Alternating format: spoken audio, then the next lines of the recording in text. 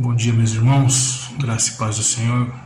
Espero que você tenha passado aí uma semana abençoada, tenha tido uma semana proveitosa na presença do Senhor. Graças a Deus chegamos até aqui, né? Mais uma semana vencida, mais uma luta vencida, e estamos aqui para dar continuidade ao nosso estudo no livro de Primeira Carta de Paulo aos Coríntios, que é o propósito que nós temos na escola dominical, né?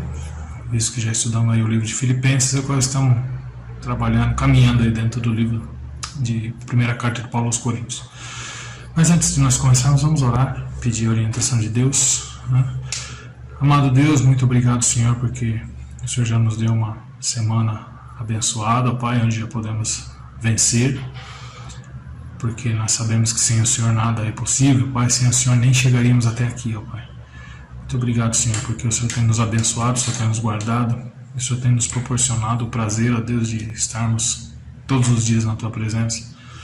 E queremos te pedir agora, Senhor, que o Senhor nos abençoe na leitura dessa palavra, no estudo que faremos, ó Pai, que o Senhor venha abrir os nossos corações, nos dar sabedoria, ó Deus, até porque hoje o tema fala sobre isso, Senhor, sabedoria que vem do alto. Muito obrigado, Senhor, porque o revelar do Evangelho veio de Ti, ó Pai, e o entender o Evangelho vem do Teu Espírito nos abrir o conhecimento, ó Deus. Muito obrigado. Queremos pedir ao Senhor que o Senhor esteja nos abençoando e que nós possamos tirar proveito dessa leitura e colocar em prática aquilo que o Senhor tem preparado para nós. Essa é a nossa oração em nome de Jesus. Amém. Então, meus irmãos, a gente está aí no livro de Primeira Carta de Paulo aos Coríntios. Essa semana terminamos já o capítulo 1. Semana passada começamos o capítulo 2, né? Falando do verso de 1 a 5. Vamos fazer aqui uma breve recapitalização, né, do que foi dito. O apóstolo Paulo, no capítulo 1, de versos de 1 a 5, ele trata sobre o Evangelho estar centrado na morte de Cristo, né? Porque o que estava vendo lá em Coríntios era que havia lá um pseudo-evangelho, né, onde havia distinção de pessoas, havia os grupinhos dentro da igreja, né, os filósofos lá, o que a gente comentou. Aí não convém a gente ficar falando muito sobre isso, que vai tomar muito tempo, mas apenas recapitulando então que o capítulo 2, de 1 a 5, falando do Evangelho centralizado na morte de Cristo, o apóstolo Paulo vai falar sobre o conteúdo do Evangelho, que é Cristo crucificado, né? E depois ele vai falar também sobre a dedicação exclusiva do Evangelho, sua maneira de pregar o Evangelho e o propósito de pregar o Evangelho. Paulo centraliza isso, falando a respeito da principal característica do Evangelho, né, que é o Evangelho estar centrado na morte de Cristo, né? E isso cai por terra muitas coisas aí que acontecem no dia a dia, do que a gente vê hoje, onde as pessoas dão mais valor a um monte de coisa, né? Dão mais valor a bens materiais, a teologia. Falar um pouquinho sobre teologia que surgem as teologias da prosperidade, teologia da libertação e do experiencialismo, e aí vai. Então Paulo chama a atenção dos coríntios, né? E também a nossa, porque o livro é bem atemporal, como toda a Bíblia, nos falando a respeito do verdadeiro sentido do Evangelho, o verdadeiro motivo do Evangelho ser pregado, qual é a verdadeira mensagem do Evangelho, né? No caso aqui falando sobre a morte de Cristo na cruz. Deixa eu tentar mexer aqui um pouquinho, parece que está meio escuro. Vamos lá.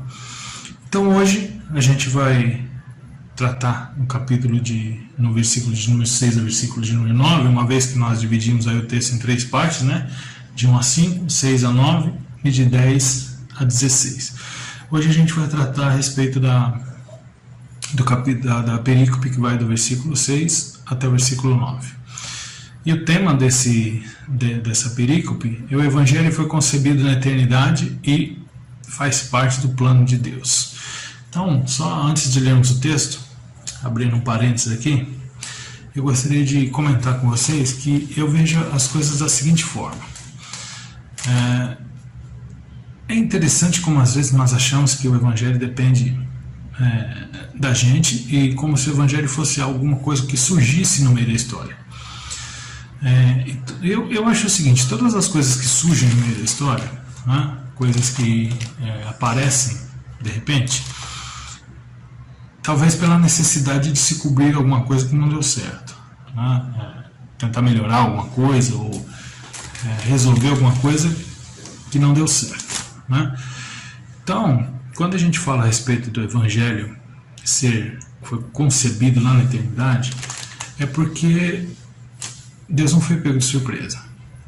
O Evangelho já surgiu juntamente com todas as coisas que foram criadas, antes até, né? A eternidade a gente não pode mensurar quando foi que ele começou, mas na mente de Deus o Evangelho já existia antes mesmo da criação da humanidade, porque ele já sabia que o homem ia cair, já sabia de todas as coisas, né? E o Evangelho faz parte de um plano de Deus, e por fazer parte de um plano de Deus, e talvez você, não sei se você vai concordar comigo ou não, se você não concordar é um direito que você tem, tá? Por fazer parte do plano de Deus, o Evangelho é uma coisa que não vai dar errado, não tem como dar errado, porque ele surgiu na mente de Deus. Pastor, então não precisa da gente, porque já que não vai dar errado, o que a gente tem a ver com isso? Bom, temos a ver que nós somos os vasos, né, os objetos, me permitam essa palavra, né? Talvez não seja a palavra ideal, mas nós somos aqueles que são usados para que isso dê certo. Usados, não que se nós não formos, se nós não fizermos a nossa parte, não vai dar certo. Não, mas nós somos elementos desse plano de Deus. Né? Afinal de contas, você foi criado para isso. Qual o motivo de você ser criado? Glorificar a Deus. Então, se o plano do Evangelho glorifica a Deus, então você tem que fazer aquilo que está dentro do plano de Deus. Então, não foi algo que surgiu no meio do caminho. O Evangelho não foi um plano B. Erraram, pecaram, caíram, e agora o que eu faço? Vamos ver, vamos dar um jeito, vamos tampar um buraco aqui, arrumando um Evangelho para que as coisas voltem ao normal, né? Então o Evangelho é algo que foi criado por Deus na eternidade, né? Foi concebido na eternidade e faz parte de um plano eterno de Deus. Então o plano de Deus não falha, tá? Então, por mais que tentem fazer o Evangelho falhar, né? Por mais que tentem fazer o Evangelho não dar certo, né? Não vão conseguir. Vão ter os tropeços, as coisas que vão atrapalhar muito, mas que o Evangelho vai dar certo, vai, porque ele é o plano de Deus, né? Mas vamos lá, vamos ler o texto bíblico, né? Para a gente poder trabalhar em cima do que a gente pretende. Então vamos lá. Primeira carta de Paulo aos Coríntios, capítulo 2, a partir do verso 6 até o verso de número 9. Entretanto, expomos sabedoria entre os experimentados, não porém a sabedoria desse século, nem dos poderosos desta época, que se reduzem a nada. Mas falamos a sabedoria de Deus em mistério, outrora oculta, a qual Deus preordenou desde a eternidade, para a nossa glória. Sabedoria essa que nenhum dos poderosos deste mundo conheceu, porque se a tivessem conhecido, jamais teriam crucificado o Senhor da glória. Mas como está escrito, nem olhos viram, nem ouvidos ouviram, nem jamais penetrou em coração humano o que Deus tem preparado para aqueles que o amam. Né? Palavra bonita, né? Como toda a palavra de Deus, mas essa que fala a respeito da verdadeira sabedoria é algo fantástico, né? Espero que a gente possa tirar aí bons proveitos desse estudo, porque eu vejo que hoje muita gente tenta aí resumir a sabedoria de Deus à sabedoria humana, né? Buscam mais a sabedoria humana, buscam tentar entender a Deus através da sabedoria humana, né? Hoje eu estou com um problema, não sei se esse vídeo vai ficar muito escuro, tá? Mas eu estou achando que está meio escuro, então por isso que estou movimentando a câmera, tá? Tentando achar um ângulo melhor, tá? Mas, então vamos lá. Quando nós vamos para essa perícope de 6 a 9, como eu disse, o tema dela é que o Evangelho foi concebido na eternidade e faz parte dos planos de Deus, plano eterno de Deus, né? Então nós vemos 3 verdades que são destacadas aqui nesse texto, né? A primeira delas fala a respeito da origem da sabedoria, versículo de número 7. Mas falamos da sabedoria de Deus em mistério, outrora oculta, a qual Deus preordenou desde a eternidade para a nossa glória, né? Então, quando a gente fala a respeito da sabedoria, a gente tem que entender que essa sabedoria de Deus é o Cristo crucificado. Que quando a gente olha para o mundo, a gente olha para o ser humano, talvez seja alguma coisa que fica difícil de entender, né? A sabedoria está em Deus ter mandado seu único filho para ser crucificado em nosso lugar, né? Então, na realidade, Jesus Cristo crucificado é a verdadeira sabedoria de Deus. A verdadeira sabedoria, o que em grego seria sofia, né? Não é filosofia. Então, quando a gente fala de sabedoria, Paulo vai dizer aqui que qual é a origem da verdadeira sabedoria, né? Nós estávamos falando aí, deu uma cortada no vídeo aí, sobre a filosofia. A palavra sofia, ela não está na filosofia humana. É interessante como as pessoas se baseiam na filosofia para tentar entender a Deus. E, na realidade, a filosofia ela tem mais atrapalhado do que ajudado a questão da compreensão de Deus. Porque as pessoas vão muito pela razão, né? E uma coisa que deve ficar claro para a gente aqui é que, na realidade, Deus se revela até onde Ele quer se revelar. Então, quando uma pessoa chega e fala, eu quero conhecer a Deus na sua inteireza, né? A partir do momento que eu entender Deus no seu total, aí eu vou aceitar o Evangelho. Cuidado com isso, porque pode ser que Deus não queira se manifestar ou se deixar ser conhecido como nós queremos conhecer. Algumas perguntas vão ficar na sua cabeça eternamente. Então, se você quer ter a experiência de conhecer a Deus na sua inteireza para depois aceitar o Evangelho, você corre o risco de não entender nada, ficar mais confuso para você. Veja o que diz Deuteronômio 29:29. Está abrindo aqui mais um parênteses aí para que a gente possa tentar ajudar aí, tá, na nossa compreensão. As coisas encobertas pertencem ao Senhor nosso Deus, porém as reveladas nos pertencem a nós e aos nossos filhos para sempre, para que se cumpra todas as palavras desta lei. Ou seja, Deus vai se revelar para nós o que Ele acha que tem que se revelar, tá? O que não for interessante que nós saibamos a respeito de Deus, vão ficar encobertas. Então você pode ficar aí esperando que você não vai conseguir entender. Então a filosofia humana não vai ajudar em nada, porque o verdadeiro Evangelho, a verdadeira sabedoria, não vem da filosofia humana, mas vem de um Cristo crucificado, como nós já falamos aqui, né? Então, qual é a origem da verdadeira sabedoria? A sabedoria não procede de Deus, dos homens, mas procede de Deus, né? Aqui o apóstolo Paulo está falando aqui, né?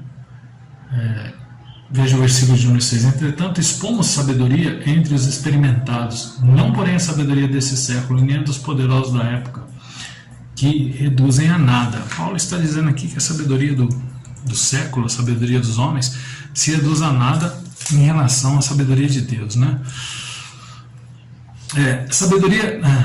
A sabedoria que Paulo está dizendo aqui, ela não é produto da intelectualidade humana, né? E nem do pensamento refinado dos filósofos. Essa sabedoria vem de Deus, e é interessante que Paulo coloca aqui, no versículo 6, no começo ele coloca: entretanto, expomos sabedoria entre os experimentados. E quem seriam esses experimentados, né, que dentro da palavra de Deus do grego lá, né, dentro da palavra da língua original, a palavra teleios, né,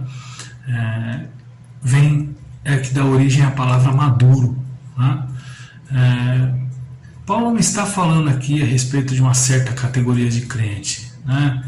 Ele está falando fazendo uma distinção, fazendo a diferença entre os sábios do mundo e aqueles que são realmente convertidos, né? Porque a sabedoria de Deus vem aos experimentados, e os experimentados aqui é aqueles que são experimentados na verdade, né? Os que são realmente convertidos. E vale a gente enfatizar aqui que essa questão da conversão é algo que nós já falamos, né, em alguns momentos. Conversão, mudança de vida, conversão é algo muito profundo, né? Então o que Paulo está falando aqui, falando na realidade sobre essa sabedoria de Deus, Paulo está fazendo uma comparação entre os salvos e os perdidos. Porque o salvo, aquele que foi alcançado pelo Espírito Santo, aquele que foi alcançado por Deus e que Deus deu essa sabedoria, ele vai conseguir compreender, né, essa verdade do Evangelho, a sabedoria do Evangelho.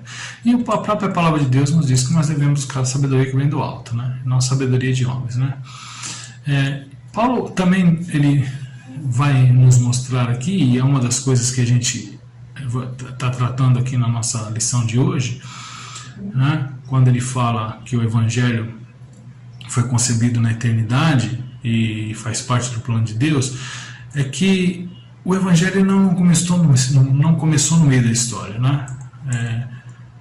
Veja que ele diz aqui: mas falando da sabedoria de Deus em mistério, outrora oculta, a qual Deus pré-ordenou desde a eternidade para a nossa glória. Está aí uma palavra que o pessoal não gosta muito, né? Pré-ordenou. Ou seja, Deus já tinha determinado como é que seria o negócio, né? Ele já sabia como que as coisas iam acontecer, né? Quando nós falamos a respeito disso, nós afirmamos que a nossa salvação, ela foi planejada por Deus lá na eternidade. Até mesmo a morte de Cristo estava nos planos de Deus, né? Se você quiser conferir isso, você pode ir lá em Atos capítulo 2, verso 22 e 23, tá? Não vamos nos atentar a ficar lendo muita coisa aqui, senão a nossa aula vai ficar muito grande, e esse não é o objetivo. Também lá em 1 Pedro 1, de 18 a 20, você também falou sobre isso. Então, é interessante quando a gente fala isso, porque o Evangelho, a gente tem que entender que não foi uma ideia tardia, mas nem um plano de última hora, mas algo planejado na mente de Deus. E difícil a gente conseguir entrar na mente de Deus, né? A gente não consegue nem entender a nossa própria. Talvez seja nesse sentido que João Calvino chegou a dizer que nós só conhecemos a Deus porque Ele se revelou a nós. E é o que diz lá o texto de Deuteronômio 29, né? As coisas encobertas pertencem a Deus, mas as reveladas, Ele que nos revelou, né? Se nós estivéssemos tentando conhecer a Deus pela nossa própria sabedoria, nós não iríamos chegar a lugar nenhum, né? O conhecimento de Deus não é o produto de uma investigação humana, mas de Deus se revelar, né? Se você está buscando entender a Deus aí pelas filosofias da vida, ou procurando historicamente, ou procurando pela razão entender a Deus, é triste que você vai morrer sem entender, se Ele não se revelar para você. Mas nós, como eu disse, nós não conhecemos pela sabedoria humana, né? Porque Ele se revelou para nós, né? Palavras aí de João Calvino. E Deus se revela de várias formas, né? Deus se revela na natureza, Deus se revela na consciência, Deus se revela na escritura sagrada, e Deus se revela especialmente em Cristo Jesus, né? Então essas são as formas como Deus se revela. Por isso que Paulo vai dizer aqui que a origem da sabedoria, ela vai muito além do nosso entendimento, né? Não é uma sabedoria que eu posso adquirir em livros ou em mentes de outras pessoas que mostram o seu ponto de vista, né? Mas qual foi o propósito de Deus abrir as cortinas aí do seu conhecimento, né? E nos mostrar a verdadeira sabedoria, que é Jesus Cristo? Por que será que Deus fez todas essas coisas? Por que será que Deus achou de se revelar para nós, né? E quando eu comecei a ler esse texto, eu vi aqui, finalzinho do versículo 7, que às vezes sou um pouco diferente para a gente que tem uma filosofia reformada, né? Vamos usar a palavra filosofia, né? Filosofia reformada, uma teologia reformada, que nós falamos que tudo é para a glória de Deus. Ok, perfeito. Deus se revelou para a glória dele. Porém, é interessante que o apóstolo Paulo diz assim que, veja o versículo 7, finalzinho, né? Parte B. A qual Deus preordenou desde a eternidade para a nossa glória. Então, por que Deus se revelou mostrando, né, a verdadeira sabedoria em Jesus Cristo para mim, para você, para aquele que crê, né? Deus já preordenou essas coisas para a nossa glória. Peraí, pastor, então não é para a glória de Deus? É para a nossa glória? E o que será que Paulo quer dizer com isso, né? É que a sabedoria de Deus, ela tem com certeza o seu objetivo, a sua glória, mas também a glória da igreja, né? Vamos lá para Romanos 8, de 28 a 30. Volta aí, Romanos, um livro antes desse que a gente está vendo, né? É um texto que eu particularmente gosto muito, né? Quando fala a respeito da intercessão do Espírito, lá a partir do verso 26. Mas no verso 28 diz uma coisa que às vezes a gente enche a boca para falar, né? Sabemos que todas as coisas cooperam para o bem daqueles que o amam a Deus, daqueles que são chamados segundo o seu propósito. Porquanto aos que de antemão conheceu, também os predestinou para serem conformes à imagem de seu Filho, a fim de que ele seja o primogênito entre muitos irmãos. E aos que predestinou, esse também chamou, e aos que chamou, esse também justificou, e aos que justificou, esse também glorificou. Veja que acho que esse último versículo, o número 30, ele meio que fecha o plano de Deus, né? Aos que predestinou, ou seja, aquele que ele elegeu antes da fundação do mundo, a esse também chamou, né? Predestinou, chamou para fazer parte, né, da raça eleita, nação santa, né?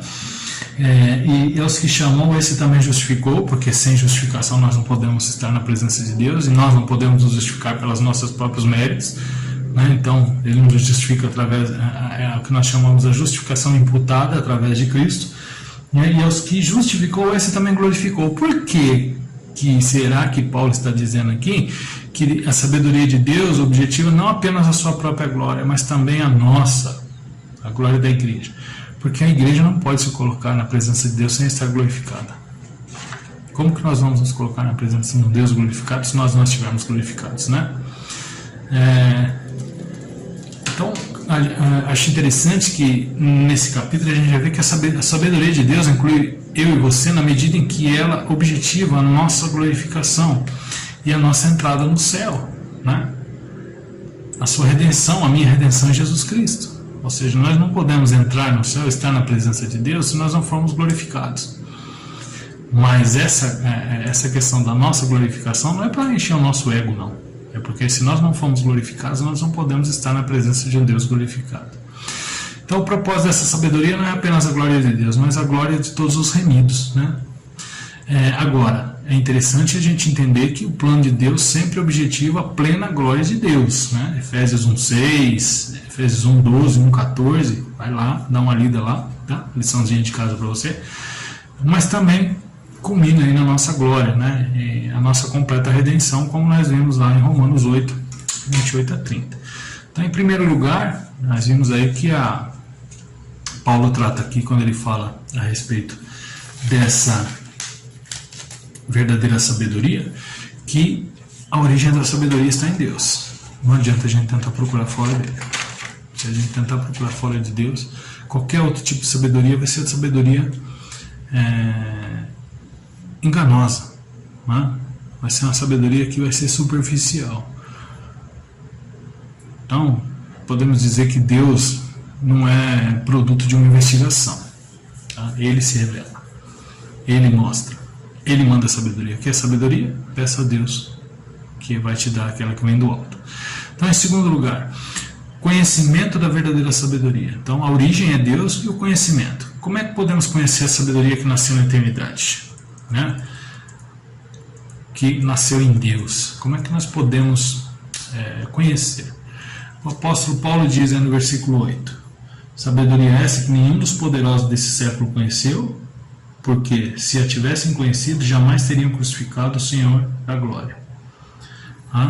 Então, o que Paulo está dizendo aqui é que essa sabedoria, o conhecimento dessa sabedoria, vem somente através dele. Porque se a gente for procurar no que ele chama dos poderosos desse século, ninguém conheceu. E quem seriam aí os poderosos desse século, né? Na realidade, a palavra que Paulo está colocando aqui descreve as autoridades romanas e as autoridades judias ou judaicas, né, que crucificaram o Senhor. Ele diz que eles não o conheceram, porque se tivesse conhecido, jamais teriam crucificado. Quando eu penso nisso, eu acho interessante a gente pensar um pouquinho na história, né? E no momento em que Jesus estava na frente de Pilatos lá, e a mulher de Pilatos chega para falar: se eu fosse você, eu não mexia com esse homem não, eu não condenava esse homem não. Acho que ela tinha tido aí uma percepção de quem era Jesus. Porém, eu creio que tanto naquele tempo como nos dias de hoje, a autoridade cega as pessoas. A autoridade do mundo, o poder do mundo cega as pessoas. A gente está falando aqui de uma fase da história que a gente ouve na Bíblia, né? Quando Jesus estava para ser crucificado, passando lá pelos seus escribas, né? Que foram os primeiros a querer crucificá-lo, né? Que foram levados até as autoridades romanas, pedindo para que ele fosse crucificado, e depois a própria autoridade romana autorizando a crucificação dele, né? Então, isso é uma coisa que está narrada na Bíblia para a gente, é muito notável, né? Notória. Agora, quando a gente parte para os nossos dias de hoje, por exemplo, vamos pegar um contexto bem próximo nosso, Coreia, né? Coreia é um país fechado para o Evangelho, onde as pessoas são martirizadas lá por querer pregar o Evangelho. Por quê? Porque a sabedoria daquelas autoridades não tem poder para conhecer a Deus. Se Deus não se revelar a ela, né, eles jamais vão entender, né? Então isso é comum, é normal aí das autoridades, né? Por isso que o apóstolo Paulo está dizendo que a sabedoria que nenhum dos poderosos desse século conheceu, porque se tivesse conhecido jamais teriam crucificado o Senhor Jesus, né? Por que as autoridades pediram a crucificação de Jesus? Por que eles os crucificaram? Porque não conheciam. Porque não conhecia o verdadeiro Jesus. É interessante que quando a gente vai para a Bíblia, a gente vê um momento em que Jesus está crucificado, um momento em que ele expira, né? E um dos soldados romanos lá olha tudo aquilo e fala: esse realmente era o Filho de Deus, né? Naquele momento, Deus revelou aquela autoridade que estava ali e até então estava cega, né? Ou seja, quando a gente fala a respeito da verdadeira sabedoria, que Paulo está tratando aqui, é que os intelectuais do mundo são cegos espiritualmente. Eles não têm discernimento espiritual, nem entendimento espiritual. E a palavra de Deus diz que as coisas espirituais só podem ser discernidas espiritualmente, né? Por isso que quando Jesus estava na cruz, próximo de dizer está consumado, uma das frases dele é: Pai, perdoa-lhes porque não sabem o que fazem, né? Pode conferir lá em Lucas 23, 34. Muito conhecido nosso, né? Essa frase também. Mas por quê? Porque Jesus sabia que a sabedoria deles é uma sabedoria enganosa, né? Um dos detalhes mais maravilhosos do Evangelho, Paulo está dizendo que a ignorância espiritual é a causa de um imenso mal, também a causa de um imenso bem. Por isso que acho que o próprio apóstolo Paulo define a sabedoria de Deus como loucura para o mundo, né? Como assim, pastor? A causa de um imenso mal e também a causa de um imenso bem. A causa de um imenso mal porque eles crucificaram o Senhor da Glória, né? Esse foi o maior mal que a humanidade poderia ter feito, né?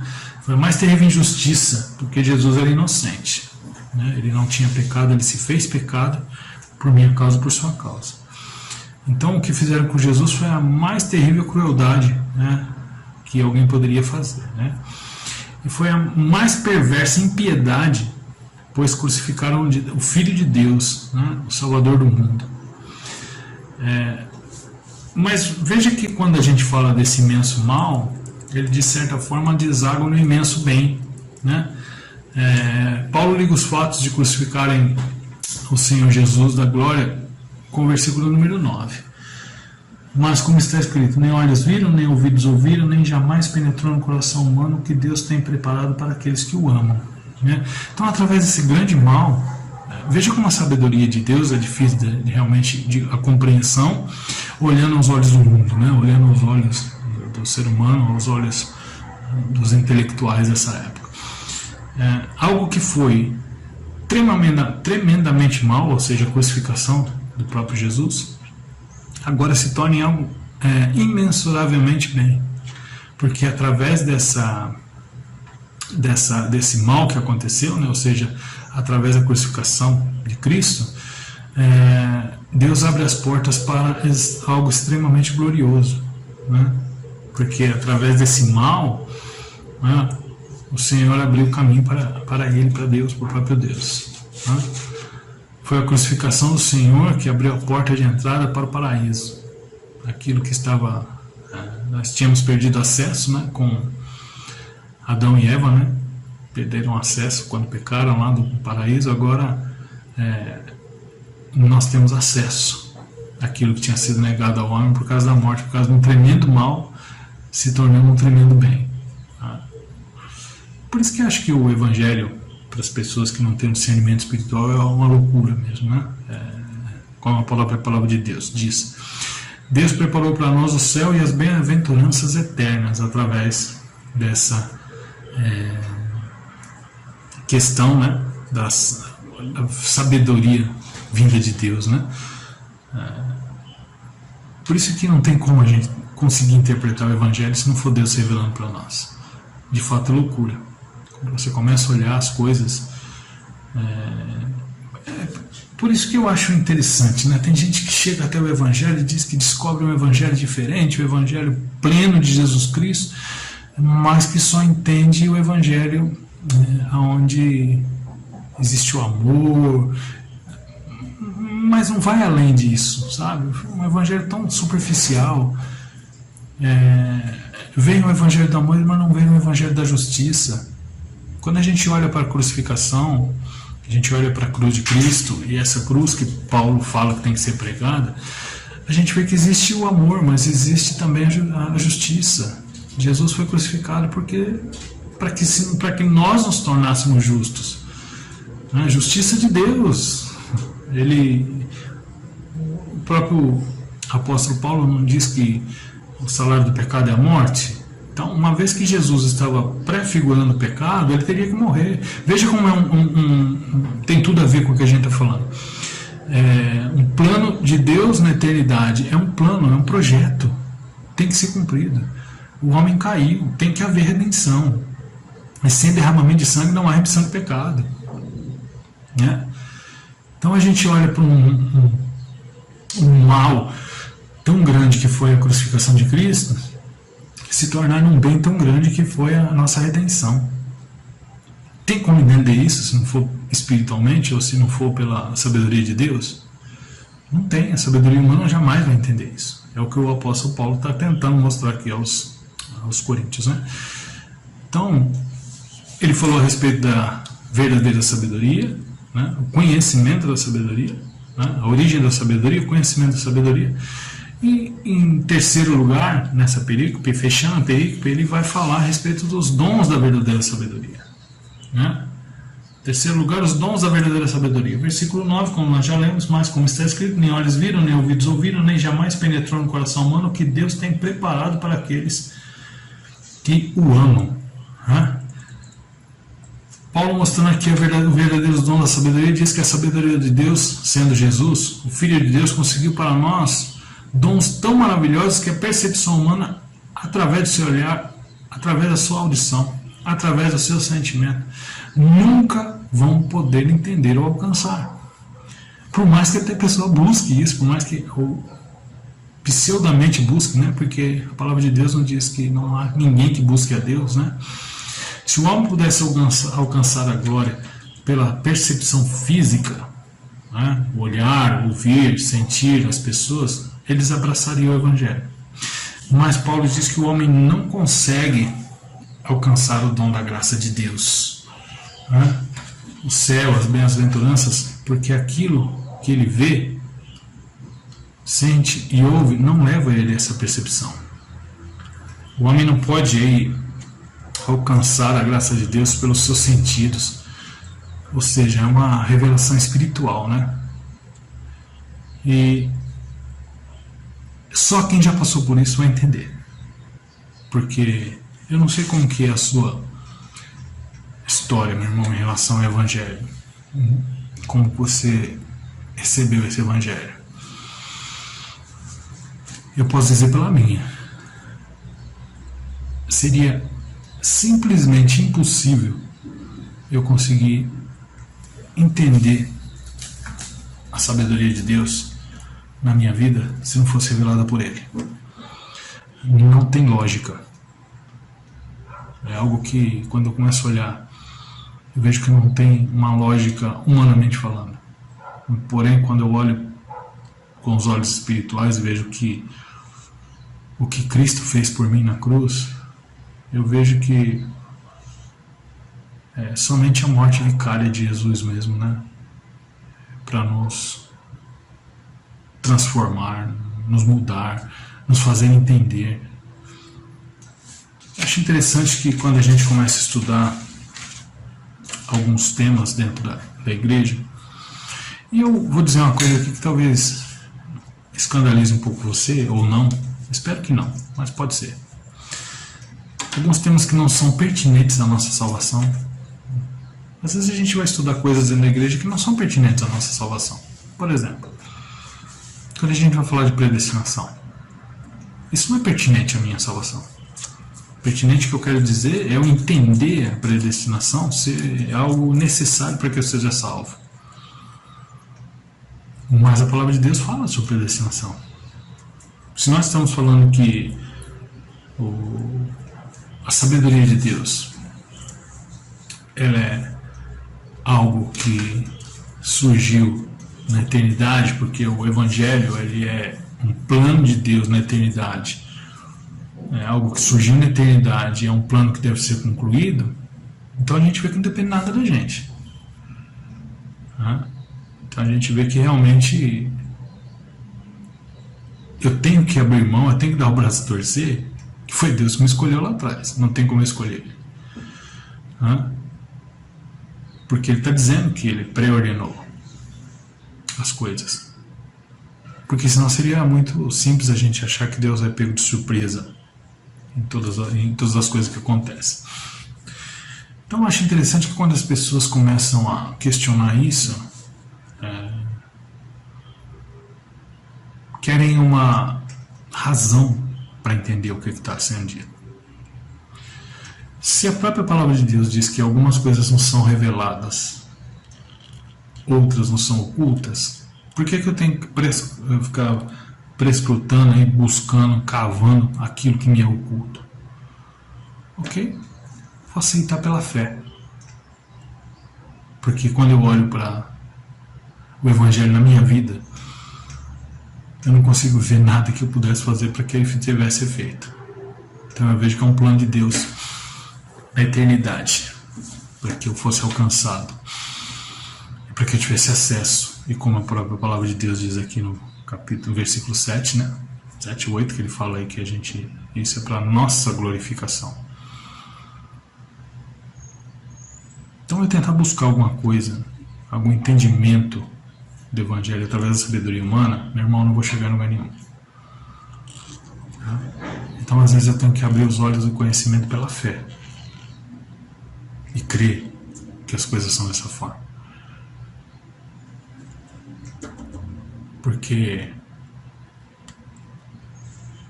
o que a percepção humana pode alcançar está longe de ser aquilo que Deus pode nos dar, que Deus nos dá. Deus nos revela tudo isso através do Espírito Santo. Né? Aquilo que a percepção humana não pode alcançar, né? Deus vai nos revelar através do Espírito Santo. É a questão da ação regeneradora do Espírito. Mas isso vai ficar para a próxima aula, tá? Que é o finalzinho do capítulo 2 aí, que vai falar sobre essa questão de que o Evangelho é revelado pelo Espírito Santo por intermédio da palavra de Deus, tá? 10 a 16, fica aí um gostinho de quero mais, espero que sim, né? Gostinho de quero mais para você, para a próxima aula. Mas a gente entendeu o seguinte, meu irmão, sabedoria vem do alto. Se nós formos buscar a Deus pela sabedoria humana, nós vamos entrar num tremendo buraco. Não tente racionalizar Deus, não dá para racionalizar Deus. E quando eu procuro racionalizar Deus, eu me afasto do Evangelho, porque ele se torna loucura para algumas coisas que ele me mostra. Então, pela graça sois salvos, mediante a fé, isso não vem de vós, é dom de Deus.